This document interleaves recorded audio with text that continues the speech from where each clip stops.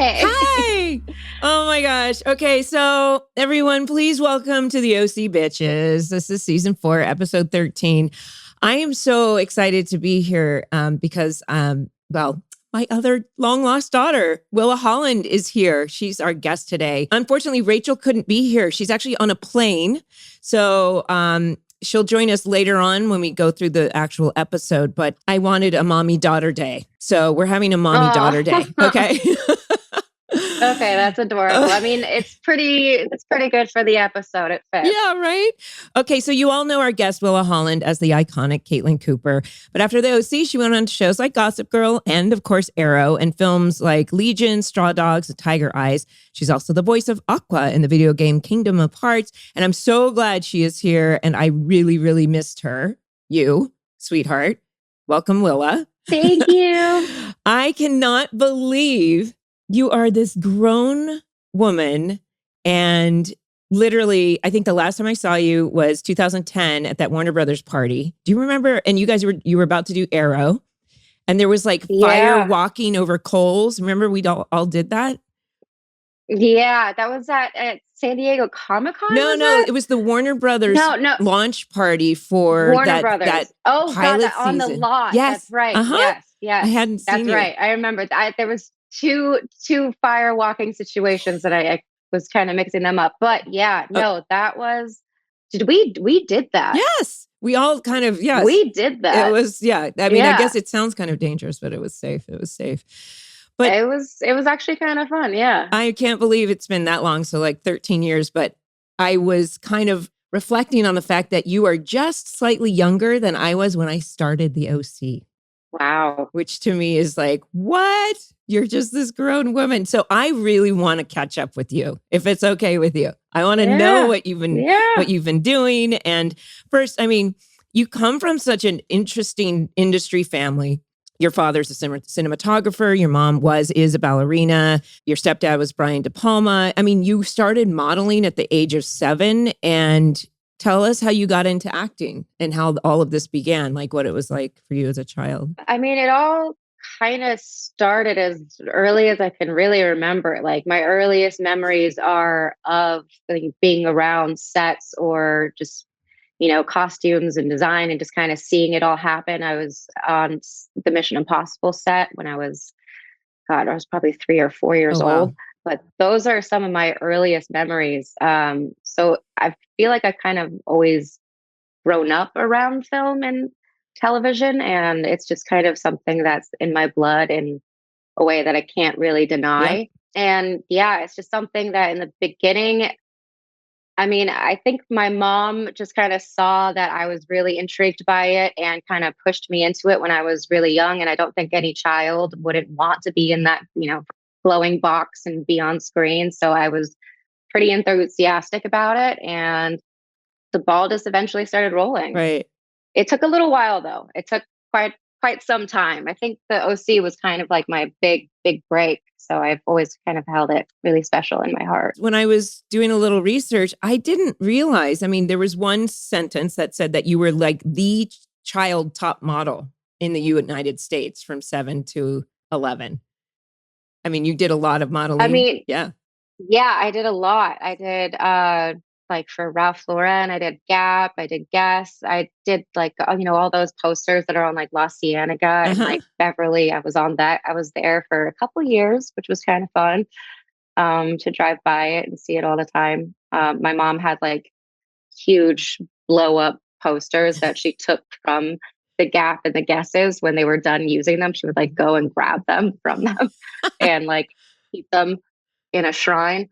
I love it. Yeah, it was the whirlwind of an experience. I remember she said the first one I ever did, I was supposed to be like eating Chef Boyardee and like running in the sand and like looking all cute, but instead I just looked like a gremlin, just like shoving things, getting it all on my face and just rolling in the sand. But apparently it worked. Oh my gosh. And then, so I guess you were actually 14 or 15 when you auditioned for the OC. I was like, I think it was the summer between when I turned 13 to 14. See? Okay, so I remember I was just like just getting into high school. I was doing my first year of high school, ninth grade. It was all kind of around that time.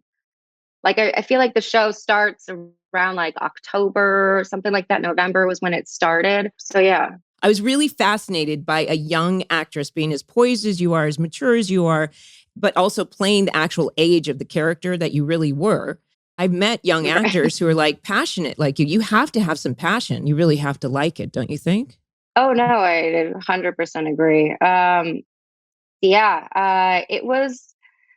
It was a weird experience for me, I have to say, being in high school and then also trying to juggle like attempting a career because I mean, in middle school, I remember no one really believed that I was an actor because I didn't really have much to show for it at the time. So like when I was going for auditions or whatever, I mean, I don't really think that people really took it seriously or I mean, there wasn't anything to take seriously and I wasn't really popular in school. So I got made fun of a lot and people picked on me because I was like friends with all the boys that they had crushes on and Yeah. it was just like this weird thing. And I remember actually they had like the hierarchy in our school had like their own versions of the OC and they used to like dub themselves the Marissa and the Summer and like everything. And then when I got it, it was kind of nice looking back at that, just kind of remembering that they kept me out of that, and now I got to be in the real one. Well, do you remember actually auditioning for it? Or do you remember, I mean, I guess Shailene Woodley Yeah. actually auditioned as well because they were presenting Caitlin as this much more, you know, as a woman now. I can call you a woman, although I still see you as my little 15-year-old daughter. But, you know, Caitlin was presented in a slightly more sexual, you know, mature way. And, you know, as the first time we see her, she opens the door, she's wearing this push-up bra. And yeah. Oh, yeah. were you comfortable with that? Or how do you feel about it looking back? It was something that was all a very new experience to me. I remember that was like my first introduction to chicken cutlets where they like push your boobs up and everything. And I remember them like saying that word and I saw them from afar and they literally looked like raw chicken from like Right. afar and I thought in my head that that's what it was at first. I was like that's what people do, they put raw chicken, and then I saw it like actually up close and then realized it was like an enclosed thing. Yeah. But yeah, that was a interesting introduction to, you know, my sexuality as a young girl. Yeah. I mean, I think I had probably dubbed into it a bit by that time already. I already had a boyfriend and everything. So it wasn't like I was being pushed into something that I wasn't comfortable with. Mhm. But I think the chicken cutlets was definitely it was just an interesting thing at first. I had never experienced them. And then all of a sudden I was like in this tiny little schoolgirl outfit and they were just like pushed up real Right. high. But it looked cute. And looking back at that introduction, I definitely understand the reactions Right. to it I mean, all. it was Yeah. you were such a great addition. And, you know, Rachel and I have been watching this show with very much detail. And we're you know, really magnification of like everything that's going on and why the show was such a cultural phenomenon. And you were such a great a great addition because Caitlin was really so different than Marissa, where Marissa was just like, she couldn't make a decision and she was very vulnerable and very fragile and very broken. And Caitlin was like, if it's a, you know, make a decision and stick to it. She's full of advice for everyone. Like how she gained all this knowledge and became so wise is really, it's really just this gives such a great texture to the show. And season 4 ended up being such a great one for you as well. Do you remember your first day on set? Oh yeah. My first day, I mean, it's all kind of mixed together, the early parts, but the first day, thing that I remember the most was I like got to walk down the halls and I got to see all the dressing rooms. And I met Peter Gallagher right in front of my dressing room. And he actually pulled me into mine and had like a private little one-on-one conversation. And he just kind of sat me down and like prepared me in the best way that he possibly could for what I was walking into, which I really had no idea. I was, you know, 14. It was in the middle of the series. I think you guys were already season 3, like halfway through it already. So it Mhm. was, the ball was already really rolling with you guys, and there was already a dynamic and a chemistry and everything that I needed to kind of like fit myself into somehow. And he just, in the best way he possibly could, prepared me for all of that. And that's one thing I'll never forget. And I really, really hold that very special. Oh, that's awesome. Like he said, welcome. You're meant to be here to take your space. Yeah. Or something. Yeah. I mean, and also just like preparing me for what is to come, because I had no idea, just telling me that things were going to change and that walking onto the show is a responsibility and there's things that come with it. And, or just, that's just kind of prepping me for all that was to come. Right. And he was right. He was spot on. Because you probably don't remember the first thing you ever said to me. Well, it's not the first thing, but we were hanging out and we were doing a scene. It was one of my first memories. And you were talking about, I think you were telling me that this is a big deal that I'm on this show. I'm in high school and it's a big deal. This show is a big deal at my high school. And you were explaining to me, and then you said something. You said, my mom, Darnell, tell her I said hello, but you said, my mom is Julie Cooper. Do you remember that? Oh, yeah. Yeah. And I still hold that to this day. My mom fully is Julie Cooper. You were playing my mother. But in the best way possible. She owns it. No, yeah. No, in the best way possible.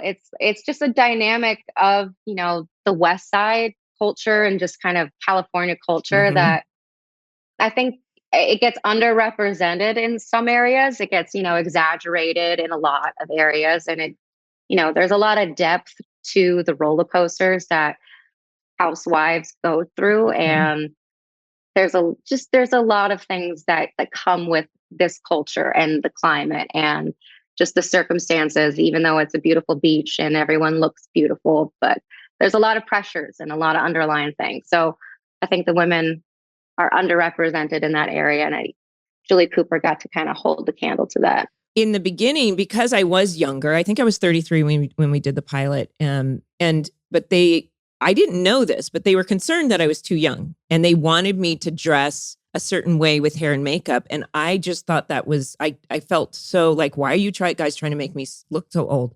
If you walk down the beach in Newport Beach, the moms and the daughters look the same. The kids are trying to look older. The moms are trying to look younger. And I thought that, you and your mom, she's this beautiful, I love ballerinas and she's got this beautiful ballerina body. And she's just so, you guys look like sisters or could look like sisters. And that's what, I want people to say you look like sisters, not like who's the mom, right? Yeah. That happens. No, that's definitely what she wanted and she got quite a lot. I did read that, after the OC and Gossip Girl and Arrow and doing all these things, that I think you had a quote that said by the time you were 18 or 19, you were just tired or needed a break. And did you feel like you've been working since you were so young and you've just been nonstop working and you needed a break? How do you reflect back on that time now? Have you found balance? I think that I definitely found some balance again during that time. It was a little difficult transitioning from, being young and then kind of having what seemed like a normal life and skyrocketing into, a very adult world where I was working mostly adult hours. It was a little less because I was a teenager, but it still felt like the pressures of being an adult at that age. And so just eventually around, 18, 19, when the show ended, and after I did a few more projects, I just kind of felt that I needed a little bit of time to just attempt to be a teenager or myself or kind of find who I was. And I think that time was really important for me. And I really do not regret taking that break at all. And I think that it's important for people, to take that time and to separate themselves a little bit from their work lives if it gets a little too chaotic, because you can kind of get wrapped up in it a little too much. So it was good being able to separate myself a little bit from it and keep that as work and professional and have a personal life. Shopping for clothes is a compromise. It often feels like I have to choose between saving up for an expensive luxury piece or settling for a cheap fast fashion item that won't last. That was until I elevated my closet with Quince. With Quince, I can get high quality, timeless pieces without paying that luxury price tag. Everyone needs a cashmere collection. And I like to build on mine. And I discovered Quince just a few years ago, and I received one of their affordable and adorable cashmere t-shirts for Christmas. And ever since then, I've been giving Quince as gifts. Both Adam and CG got Quince just this last Christmas, and I already have their gifts picked out for next Christmas. Quince offers a range of must-have items like 100% Mongolian cashmere sweater for only $50, 100% European linen pants for $40, luxurious mulberry silk skirts at $60, not to mention $50 Italian leather bags and 14-karat gold jewelry from $30. All their prices are 50 to 80% less than similar luxury brands. And because Quince creates timeless classic styles that won't go out of fashion, you'll have them in your closet forever. I am such a huge fan of cozy comfort. I live in it, and now I can live in it every day. With Quince, I love their cashmere sets. I have the pants, I have the sweater, and I'm ready to go. Warm, cozy, comfortable. What's even better? Quince only works with factories that use safe, ethical, and responsible manufacturing practices and premiums, eco-friendly fabrics and finishes. So I can feel good about getting high-quality items that last longer. Shop with Quince today and discover the affordable luxury you deserve. Right now, go to quince.com/OC to get free shipping and 365-day returns on your next order. That's quince.com/OC for free shipping, 365-day returns, quince.com/OC.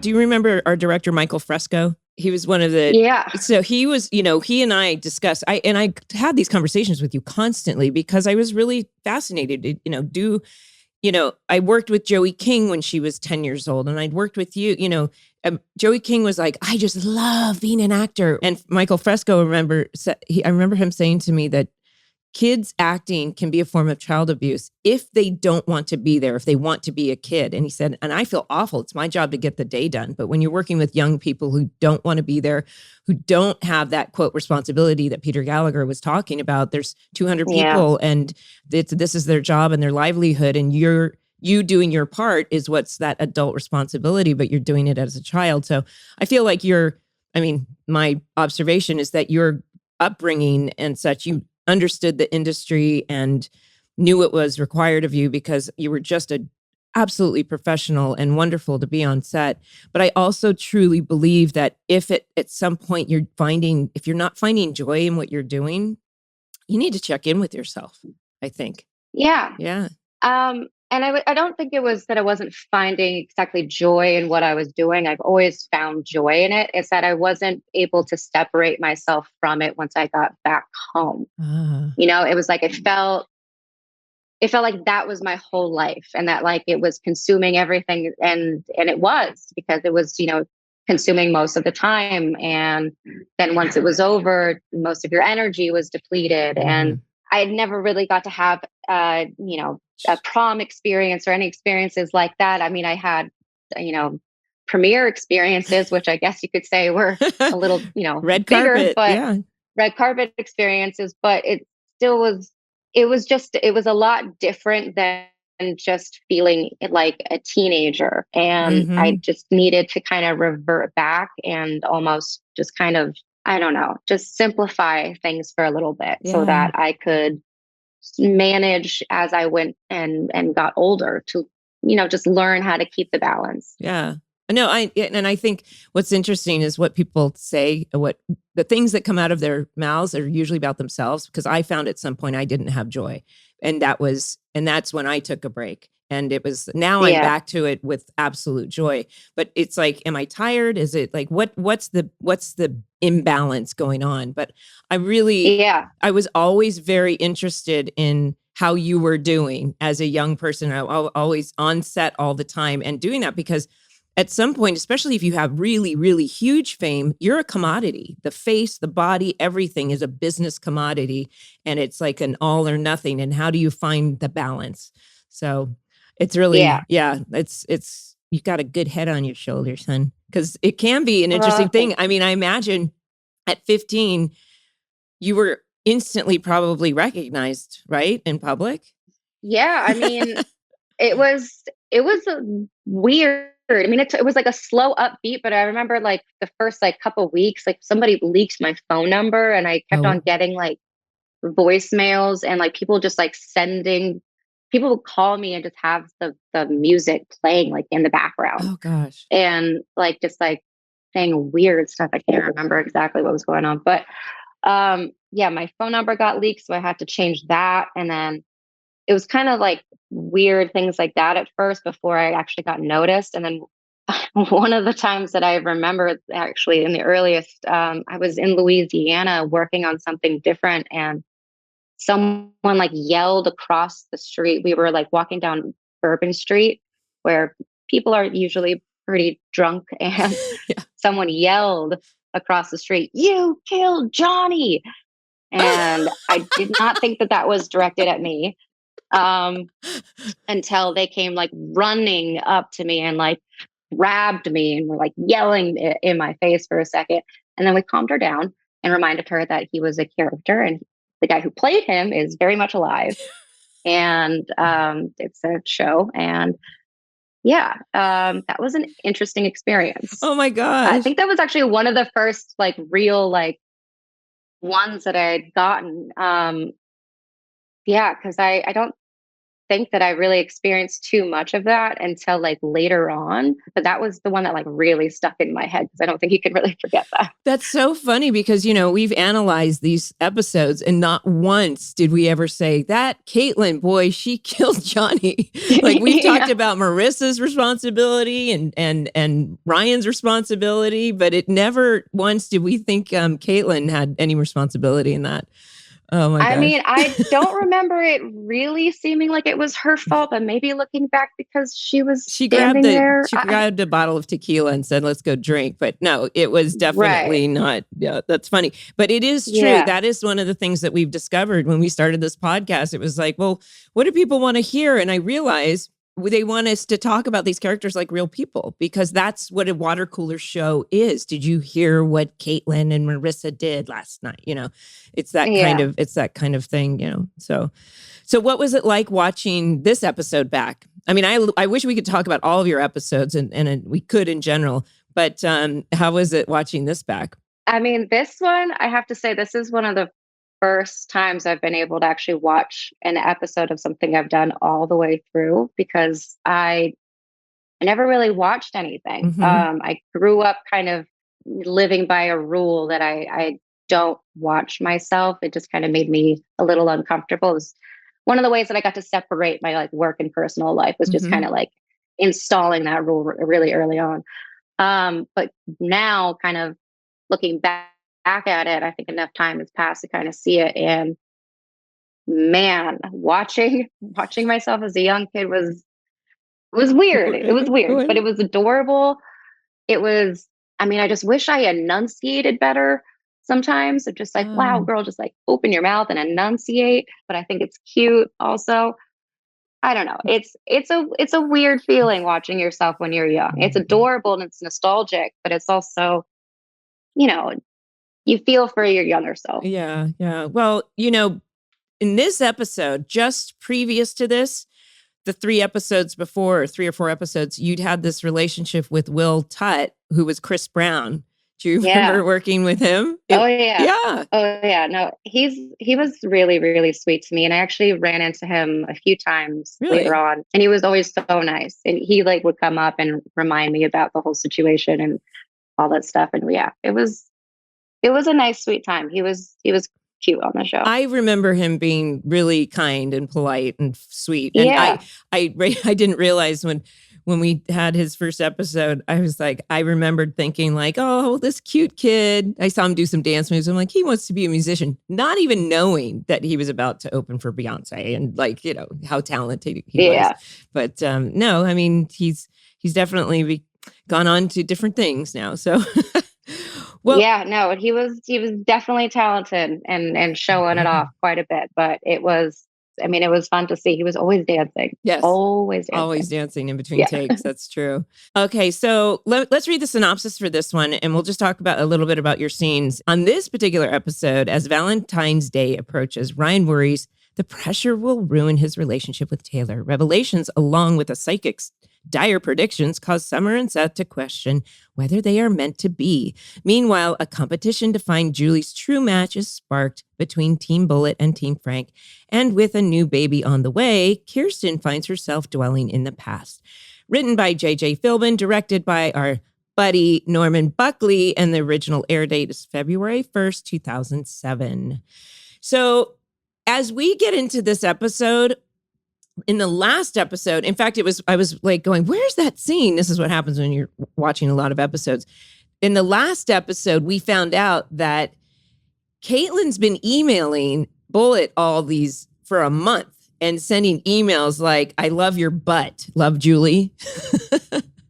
So as this opened, and that she discovered, because some flowers came to Julie, she discovers that Julie's got some, romance. But let's talk about working with Gary Grubbs. How fun was he? Because your relationship together is really, really sweet in this whole thing. Do you remember working with him? Yeah. Oh, yeah. He was such a riot to work with. I remember doing like, the whole ping pong scene and the plane stuff. We were at the Santa Monica airport. Yeah. It was a really fun day. I mean, yeah, his energy was really easy to bounce off of. He was just like a lively guy, And he's a father, and he's very much like that character in real life, I feel like. Oh, yeah. No, I felt like he was very much like playing himself. Yes. And calling you squirt and peanuts and peanut and all that, because it's an interesting thing, like what Caitlin's going through and what she revealed, over the New Year's episode just before this. She notices Julie's like, something's going on with Julie. And she's very, it felt like after Marissa passing that Caitlin kind of she would say things to her mom like, I'm alive. Here I am, because Julie was so self-centered and dealing with trying to get revenge and everything. But every once in a while, Caitlin is just navigating through life, really wanting, she says, I miss dad sometimes, or I'm here. Just like, just remember, I think it's gross when you're off with these guys or your trainer in bed. But at the same time, she's at school trying to kind of advocate for the underdogs and smoking pot and just really beating to her own drum. But yeah, in this now, because she really has gravitated towards Bullit because she does miss that father figure. I mean, yeah, I think she's been through a lot in her young life, and not having a father figure around probably definitely impacted a lot of that, and a lot of the ways that she kind of turned into the little riot that she is. But she probably really gravitated to Bullit because of the stability that he could probably bring to her life, or also the comfort that he could bring to both her life and to Julie's life, which I think is what they really wanted, or she thinks that's what they really wanted and really needed at the time. Right. So he's kind of the one that could provide that. Well, and it doesn't always happen that way. I mean, clearly Julie's, and just before this, she makes out with Caitlin has this thing for Spencer, her tennis instructor, and then Julie ends up like with him. I mean, they're literally in competition, and they make this, their relationship is very sweet. And actually, the more I'm talking about it, the more I realize like they're almost like sisters. And oftentimes a teenager doesn't want their mom to be their sister. Be like, I'm your child and you're my mom. Start acting like it, please. Right. I think that sometimes, like my daughter's 23 now and she's like my bestie, but she definitely was my child years ago. And now she's more, my friend. And I think there's a time and place where that's appropriate. But yeah. And maybe this is kind of around the time that Julie and Caitlin are kind of figuring out the other side of that dynamic. They're kind of trying to balance it out a little bit more. Yes. And yeah, I think that Caitlin just really wants, as much as she maybe doesn't want to admit it, she wants just kind of normalcy and stability and structure. Right. I think she kind of, in a weird way, like rebels because she craves it and she kind of needs it. And she wants to feel loved and safe and secure, and has probably not felt that in quite some time in that area, and like kind of the father dynamic. And after losing her sister and everything, it's just been a lot. So it's not a surprise that she's really gravitating towards him. And I feel like she's this character that is so strong and so self-sufficient because she had to be. She got sent off to a boarding school and whatnot. But nobody ever really checks in with her like, hey, how you doing? So she's built up all this armor to be, like I said, all humans are survivors. And especially when push comes to shove, and they're going to do whatever they need to become that survivor. But so that's why I think it is really, really endearing to see Bullit teaching her the 2-step or playing ping pong. And, and also, so now in this episode, she overhears Taylor because Taylor's figured out that Julie has a case of the Franks. But so she says, no, my mom loves the Bullit and it's war bitch. Yeah. So, yeah. Which creates this beautiful, wonderful, wacky thing that's going on in season 4. Season 4 was definitely the more let's have fun and anything goes kind of season. And so they create this wonderful competition. Team Bullit. Team Bullit versus Team Frank. Right. It was a cute little episode, a cute little dynamic. I loved playing that. I loved having all those scenes with Ryan and with Autumn and the limo and everything. It was fun. Yeah. Now you could tell you guys are having a good time. We've also, we've noticed sometimes where we're like, oh, we can tell like this person was kind of over it. I always said like we complain when we don't work as actors and we complain when we do because the hours can be long or something, or maybe maybe you're judging the material or the storyline or something. But there was something just so endearing about Ryan and Taylor coming together to help Frank, and this whole thing of like Team Bullit and how she's like, well, so you get Julie, Julie ends up in the limo because they take her away. But then Caitlin's like, Mom, Bullit's waiting. And in the limo, she says, he's going to take you anywhere you want in the world, Mom. And most kids in this situation would say, I don't care. I don't have any feelings for this guy, Frank. I want you with Bullit. But Caitlin somehow says, God, I want my mom to be happy. And then lets her go back to Frank. I mean, how mature and beyond her years is she to actually say, I want my mom to be happy. Go ahead. I mean, I think the whole reason that she is kind of campaigning for Bullit is because she thinks that he can provide the most happiness for Julie, and that he can provide like the lifestyle and the security and all the things that she thinks that they need and they want. Right. And in comparison, she's not really thinking about, true love or anything like that. She's thinking, look how perfect the situation is and look at how amazing our lives could be. In comparison to how hard things had probably been for them for some time. Yes. I think it's not a surprise that she's really campaigning for it, because in her heart, she really thinks that she's doing the right thing for her and she's trying to make her mom happy. Yeah. But unfortunately, she realizes that she's kind of overstepping and kind of pushing maybe the wrong relationship onto her mom. There was a sweet thing. She says, what does she say? Will you settle if you can't be my stepdad? Would you settle for being my friend? And he's realistic in that he quotes Casablanca and he says, Peanut, this is the beginning of a beautiful friendship, with that iconic, obviously when it was like that, I was like, why do they have to be at the airport? Oh, for that scene, just so they can have that, emulate that. So it was really, there's so many things in this season as it's coming to a close that really pull and tug at the heartstrings and give us, as an audience watching it, that's how I'm watching this now, not as a member, but as an audience and a fan.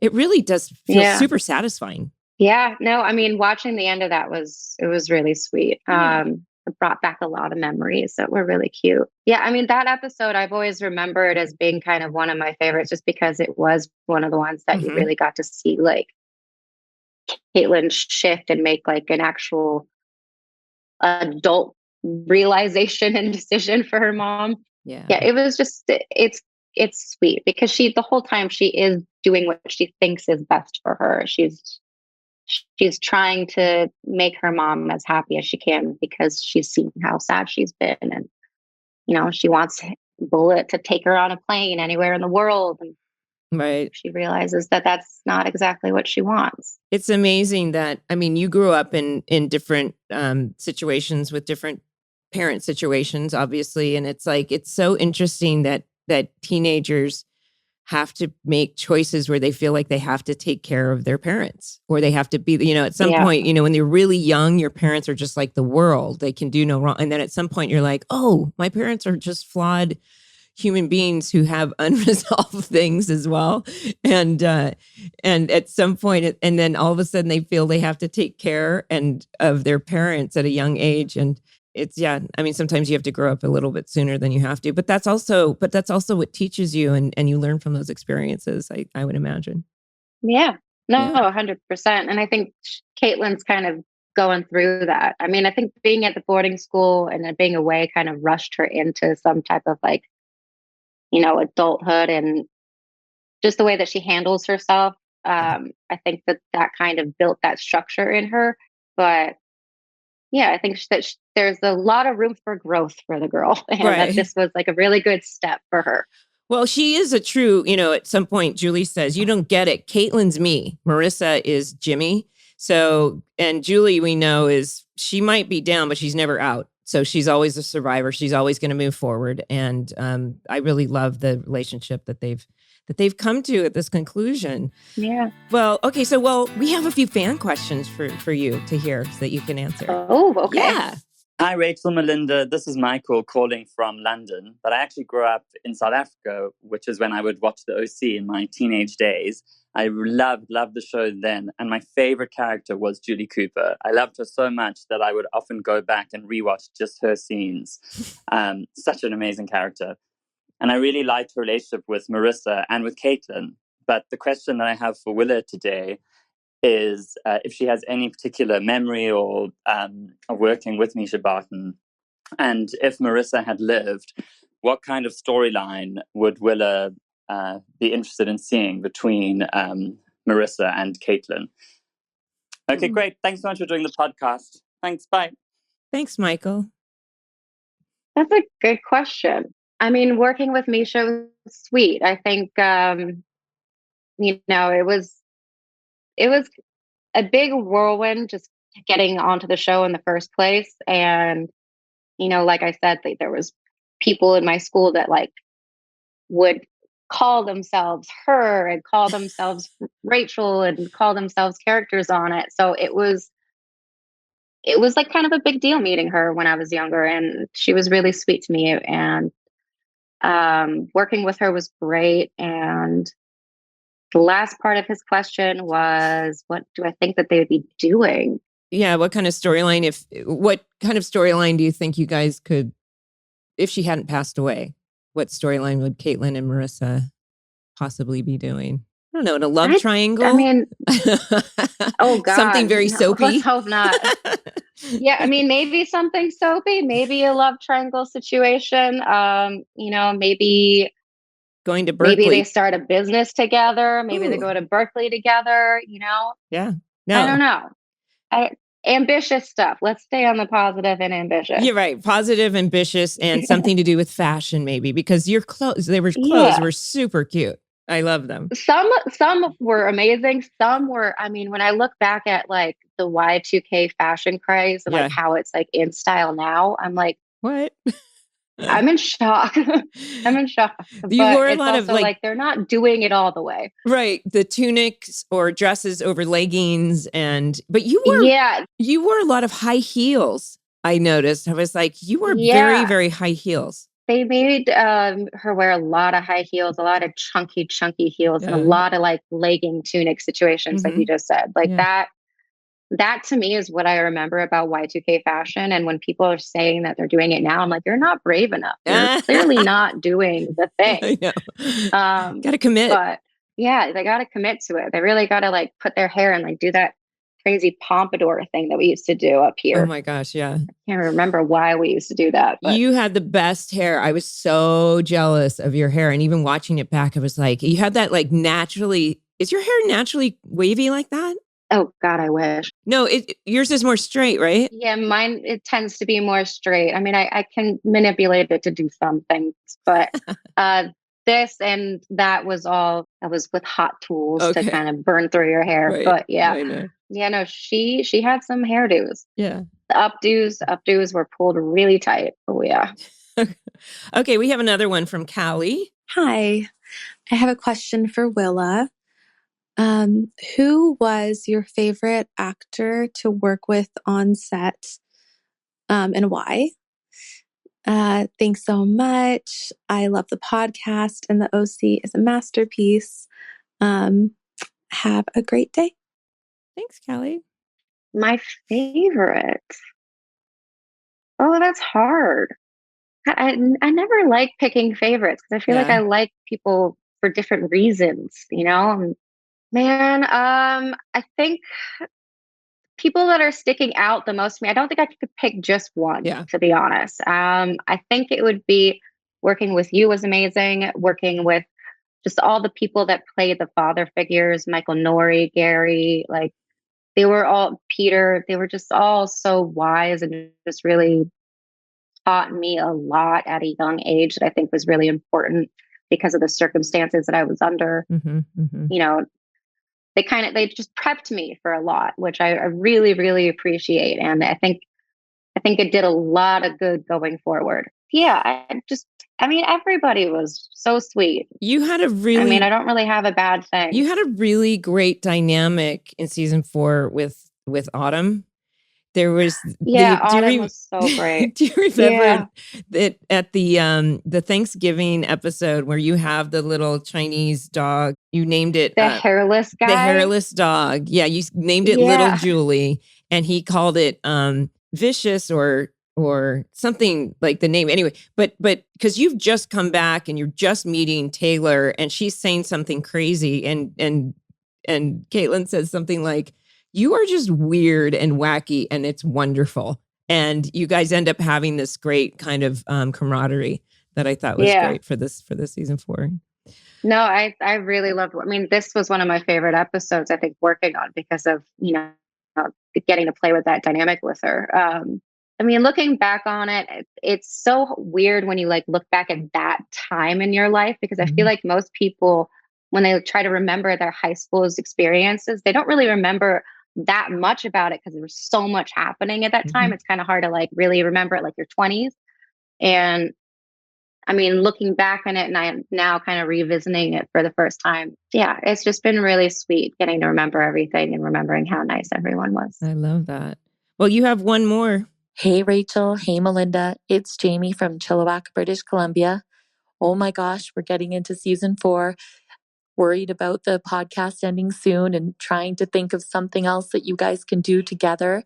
And Rachel, of your love for Golden Girls, mine too. I'm thinking, why not revamp the Golden Girls? Everybody's kind of doing it. And just wondering if Willa, you would want to be included in that and maybe giving Mishka a call. Or what sitcom would you guys like to bring back that you ladies could be a part of? Thanks for the podcast. Have a good one. Oh, gosh, I've never seen the Golden Girls or Gilmore Girls. Which one was the it? Golden Gilmore? Girls with B. Arthur and Betty White and Rue McClanahan. So I mean, definitely know of, but haven't really watched that much of it. Oh, what sitcom would I do? Friends. I mean, the biggest sitcom for me, it was either Friends or Will and Grace. To be honest, that was the pinnacle of my childhood. That was the only thing we had on VHS. Was just like all the Will and Grace tapes. Oh my gosh, I feel like those characters could fit right in. Caitlin and Julie, she could go toe to toe with Karen. Yeah, Caitlin. I actually found out that Karen, the girl who plays her, Megan Malawi. Mullally. Yeah, Megan Malawi. She has a dog named Willa. Oh, very good. I learned this really weirdly because I ran into the guy who played Will. And, Sean Hayes. Oh, no. Eric McCormick. Yeah. Yes. Yeah. I could see Caitlin going up against. And I was fanning out on him. Yeah. Against Just Jack. Yeah. That would be fun.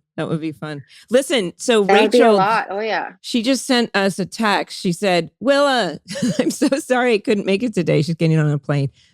I would have loved to see your face and chat, and hopefully we can catch up soon. So thanks for doing the pod. Of course. Yeah. Okay. Well, thank you so much. I mean, it's so great to catch up with you, and say hi to Darnell. I miss hanging out with her. But oh yeah, you guys should get coffee. We should. Up. Hopefully we'll get together for this 20th. Something should happen with some kind of celebration from what I've heard. So hopefully I'll see you this year soon. Yeah. Yeah. That'd be amazing. Yes. Okay, honey. Take care. We love you. It was so good to see you guys. Bye. Bye. Rachel has joined the podcast and we're talking about Willa's last voicemail about if we did the Golden Girls and it was Summer, Marissa, Caitlin, and Julie, who'd be who? So you're definitely Sophia. No, like, I don't care what character, anything I've ever done. I am Sophia, no matter what, because I'm obsessed with her. I feel like do you think Caitlin's Dorothy and I'm Blanche? No, I think Misha would be Dorothy before Caitlin's Dorothy, honestly. Marissa, sorry, whatever. Marissa's not, okay. Marissa, we're going to put her as Dorothy, okay? We're putting Julie as Blanche 100%. Willa is Rose by default, and I'm Sophia. That's all there is to it. I stand by my choice. I kind of like Dorothy for myself. For Julie Cooper? Oh, well, okay. Okay. Let's count. For if Melinda. We go over for Melinda, that's fine. But if we go over all the, dudes Julie Cooper went through on the series of the show, there's no way you're not Blanche. You know what? We remember when we talked about how many she kissed when we were talking with Brandon Quinn? Yes. I was like, I forgot, like we didn't add Frank and Bullit and also the numbers of proposals between Caleb and Neil. Yeah, okay, see, you're just supporting my case here. Oh, okay. But I'm so bummed that I wasn't actually here to speak with Willa. I obviously sent my love from afar, and it was unfortunate that I had to miss it. But I'm so happy she came on. And that we had a mommy-daughter day. Yeah. We kind of said it with mommy-daughter. And I was just amazed. I'm like, she's a year younger than when I started the OC. She's so crazy. So poised and so beautiful. And it was so much fun. Yeah, and I love that her favorite memory was shooting that scene at the Santa Monica airport with Gary Grubbs, because at the end when he quotes Casablanca to Peanut, I was so touched. Very sweet. Right. Very sweet. She actually she told a great story about when she first met Peter Gallagher and the advice. And she said it meant so much to her. So anyway, you were missed. But you know what? We do everything we can to stay on schedule and bring you the guests that need to be here to tell their story. So before we get into some of that was so much fun. The whole case of the Franks, that was like this team Bullit, and it was fun to see Ryan and Taylor working together. Let me ask you, watching it, did you feel more drawn to Team Frank or Team Bullit? Well, like we talked about in the episode with Gary, I thought it's such a different Julie. Like, I feel like it's team. You're going to find out what ultimately happens at the end. I know Gary was talking about some of it, but there's, she's really, really torn because Frank is the opposite. It's the person that she's trying to get away from. And then we see in this scene, when Taylor was like, I need to work with something. They've got the money card. We're going to pull the emotional card. I need something, Frank. What is it? And because I'm working with an outlet who can't express himself, and he can't, he's like, she's pretty. And finally he says, we're from the same world. And Julie's been spending her whole life trying to get away from that world. And for her to actually fall for someone. And, I thought it was a really cute, there was a great scene between Julie and Taylor where she goes, can you imagine being with a Bullit all these years and you're going to be doing all this? And she's like, fine, I have the cases. There was a big blooper there. I couldn't get that line out. But when she's like, she says, and Ryan would be, what did she say? Ryan would be worried for you. And she's like, imagine Ryan Atwood worried about me because of his relationship. And he knows his dad is not the greatest guy. I mean, that's what he knows. But then Julie goes straight to him and says, I've been with my share of bad guys. Your dad's not one of them. And Ryan instantly goes, I'm on board. Yeah. Which, well, quick. You were convincing. TV time. Yes, TV time.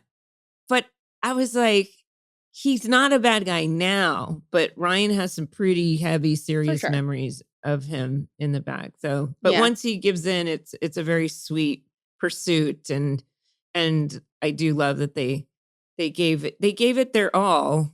And I thought it was so clever what they did, trying to get her, the hot dog stand and all that kind of stuff. One thing I want to comment on about the whole setup and, the Team Frank side of things, Taylor driving the limo, like Dumb and Dumber was like the first thing that came to my mind. Mrs. Cooper. Oh my God. Cooper. No, I'm just obsessed with Autumn this whole season. She's just really killing me. But yeah, Dumb and Dumber is what came to mind. Oh, we get to talk to Autumn again soon. I know. I can't wait because I was not in person the last time she was there. Okay, so the whole summer. Okay, I'm gonna blend because there's all these flashbacks, right, in this episode. They spend so much time on these flashbacks. It's so much wild. time on these flashbacks. Now, casting wise, like the young Summer, she has green eyes. I'm like, I saw that. Okay, maybe not, but she was super cute. Did a great job. I'm like, all right, I'm flattered. You picked I'm flattered by this choice. The Kirsten and Jimmy. What are your thoughts on that? Jimmy was awesome casting. I think they're both really cute. They're both cute. Jimmy, the more I looked at his face, I was like, oh, I see I can see it. Like I saw it. I mean, there was some light because Tate has so much energy. And Kirsten, it's hilarious. The perm, like everything, like obviously the faces, but still I thought they did a great job. Max Greenberg, who plays Sandy, finally we see him, which was awesome. Right. Is Bella Thorne playing Taylor?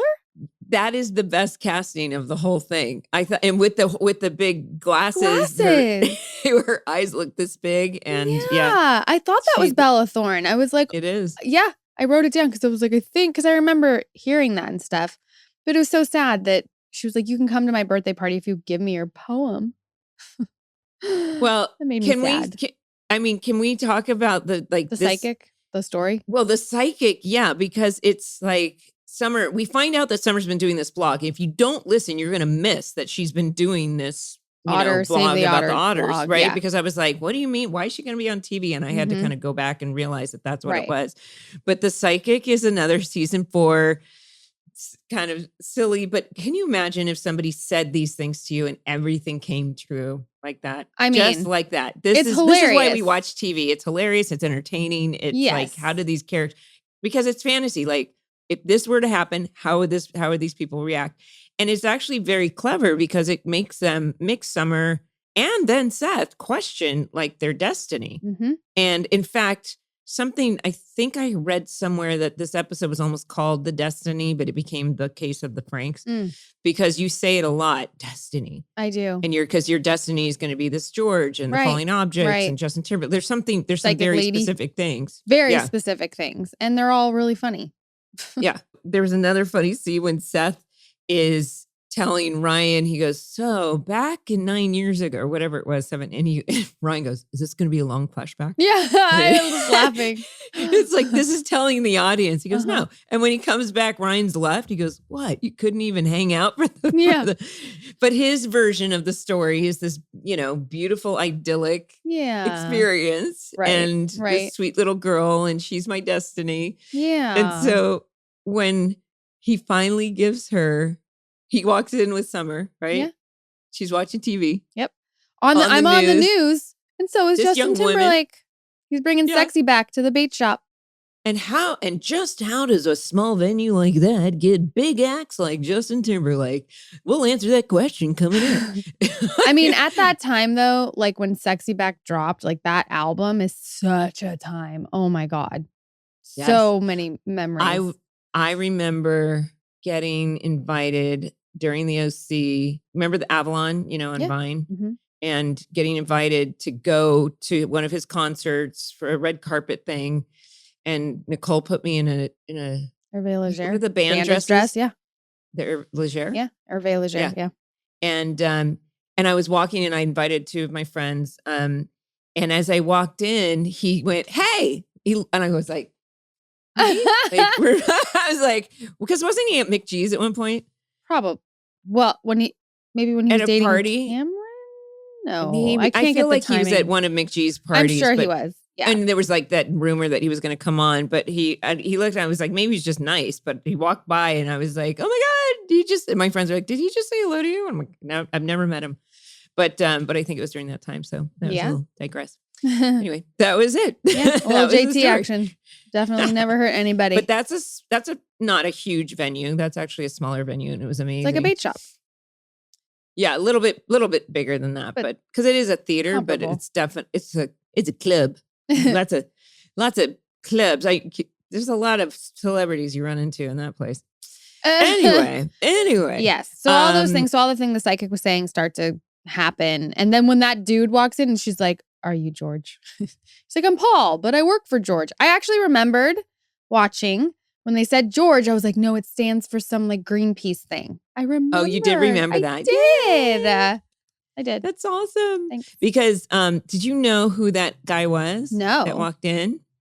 JJ's husband is Michael Schur. Oh my God. A showrunner, creator, he created writer. The Office, Parks and Rec. I mean, Hacks. like Parks and Rec, all these shows. I mean, the US version, he was the showrunner, right? The Office. One of the showrunners. And The Office and Parks and Rec and right now Hacks. That's him? Yeah, that was him. Man, if I could go back in time and be like, hey, I like your shows. Want to put me on one? You'd be great on one of those shows. Oh gosh. I think those are the kind of, I mean, I would love to do a comedy, a single comedy like that. It'd be so much fun. That's so funny. I did not know that little tidbit of information. Yeah, that kept popping up in my little research. Yeah. But when Seth does visit Summer and he gives her, because I completely forgot. My brain wasn't that interested in the flashbacks. It's weird. Like I was like, I don't want to watch these other actors play us. Although I wasn't in it. Mm-hmm. So when he hands her this framed, crumpled up piece of paper, I was like, that is the best gift.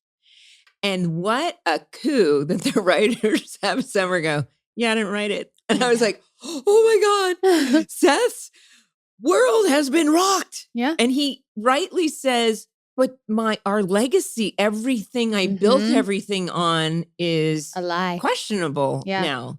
Right. But I love what Kirsten says to him when they're in the bedroom and they're having the talk. And she's like, it's not about, the Summer that you've, idealized or whatever. Mm-hmm. It's the Summer, now. And like, how many things has she done to prove to you, that she is the one. And I thought that was a really good conversation. And because Summer she went to get photos from Kirsten, and that's when she sees all these photos with Jimmy and asks, like, how did you know? I mean, that becomes her kind of her theme. Like, what if you're my Jimmy? What if I haven't found my Sandy? And so you're both questioning. And I think that's such a smart thing to do at that age. I mean, you were young. You were young, ending a relationship. I mean, at some point you're kind of like, I don't know if this is something when you're young. I wish I'd had more time to myself when I was young. Yeah. I went from one boyfriend to another to another. I didn't have as much time. All my entire 20s, I was just in relationships. Yeah. It's a shame. Getting it out now, though. Let me tell you. I'm just kidding. No, I think it's smart for them to do that. Yeah. And so she makes him the collage. Like she goes to get the pictures because she's all the greatest couples throughout time. When she gives Hillary the collage, and Bill Clinton. Yeah, I'm like looking at some like Lucy and Desi. Like I feel like their real backstory on them, like wasn't the most harmonious relationship. Like all but once. I forget who else was on there. It was Hillary and Bill, Fred and Wilma. But my eyes kept going to Hillary and Bill. I just kept seeing Lucy. Yeah, she's my idol. But Yeah, and then the middle's left for them. And it's like, well, the destiny, they might not be able to see each other. And obviously this is setting up for Summer to go on this adventure. You know, I think when Seth comes in and he says he's got resolve after talking to Kirsten, he says the absolute, and maybe Parker, you could insert the speech right here because I think it's my favorite speech of all the speeches. Okay, I admit it. I put way too much stock into that poem. But I'm not the girl that you thought I was. You're not. You, Summer, are better. See, back then you were just this fantasy or this little girl who, when I would see, you would either ignore me or make an obscene gesture and keep on walking. Yeah, I kind of remember that, sorry. Yeah, but now look at you. You fight for sea otters. You've befriended Taylor Townsend. You're an incredible mom to that bunny. I guess I have changed. You've evolved. And over the last 950 days we've been dating, and yes, I've counted, and yes, I counted the Zach era, because really, who are we kidding? I've watched you grow into this incredible woman, and that is who I love. Adam wasn't dialing, or he wasn't just, he was playing that scene very, very well. It was a sweet, sweet monologue. You know the scene where he does bring the frame poem and they're talking about the one and all that? I was trying to think in my mind if we were already broken up in real life at this point, because I could feel the disconnect. And I'm kind of thinking that maybe now from here on out, I might be wrong. Don't quote me on that. Maybe it was just a phone it in kind of you guys may have had some stuff going on behind the scenes, but we weren't aware of it until I'm trying to figure it out. The last episode. Yeah. Definitely the last episode. I can say that for sure. But no, you can take things like so I said to somebody the other day, I'm like, probably an agent or manager. I'm like, I've lived life. I've lived a lot of life and I've got a lot to offer acting wise because that's what we go through is what we can put on screen. That's right. You know? Give me a death scene and I will crush it.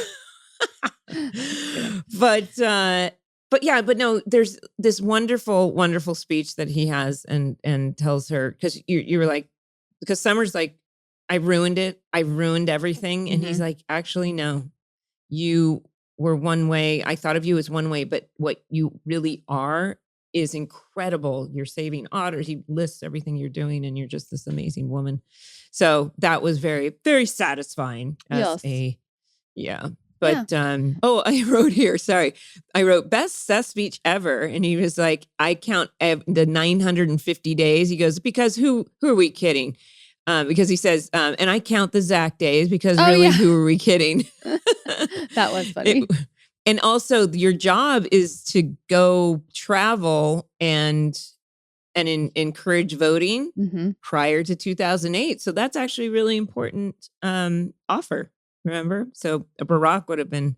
I'm like, why? What was 2008? It was a pretty pivotal. Oh, yes. I remember when that happened. Election. Yep. Yeah. I remember when that happened. I do. I remember where I was. Very pivotal. You are correct. Kirsten, can I just talk about really quick Kirsten's little, she really is having this flashback thing where she starts going through photos of Jimmy as well. Like she goes back to it, I guess. And I posted on Instagram a little bit back of this. And if you blink, you miss it. And you see these pictures. Yeah. And there's this picture that Kelly, Peter, Tate, and I don't know if they asked Tate to come in. I saw when you posted that. Yeah. And it's a very quick photo of them just to show us, I guess, with baby Seth and baby Marissa.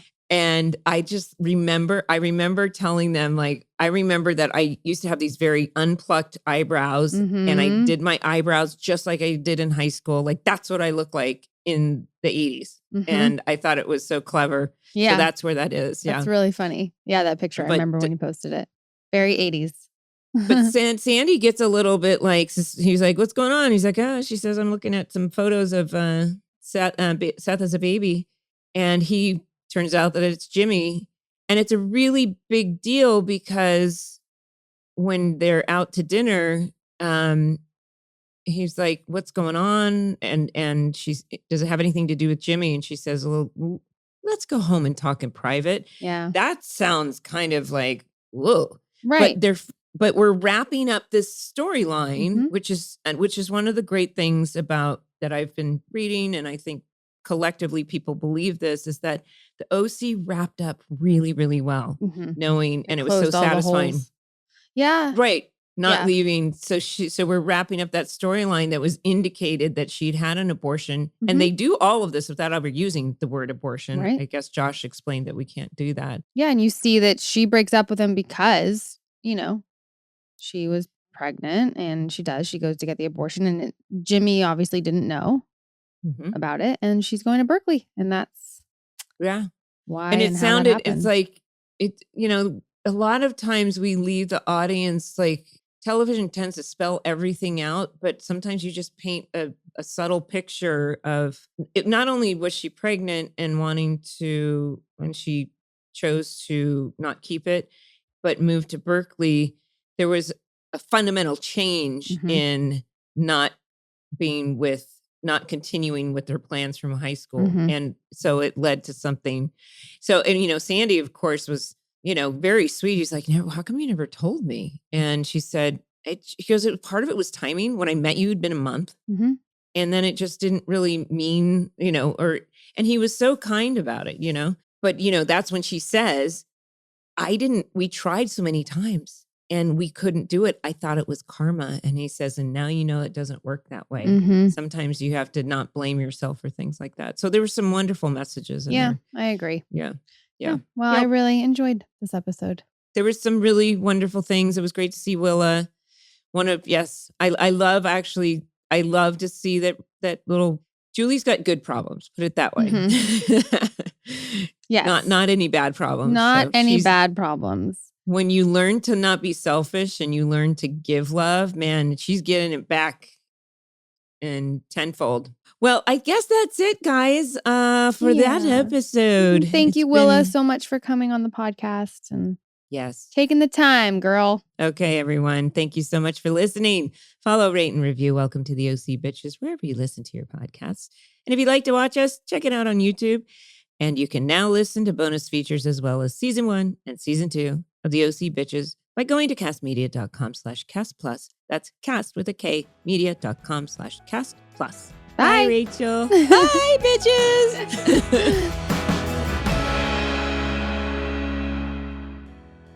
Welcome to the OC Bitches is brought to you by Cast Media. Executive produced by Colin Thompson, Harris Lane, produced by Katie Curtwright, edited by Parker Flores, and our technical engineers, Travis Holden and Dustin Park.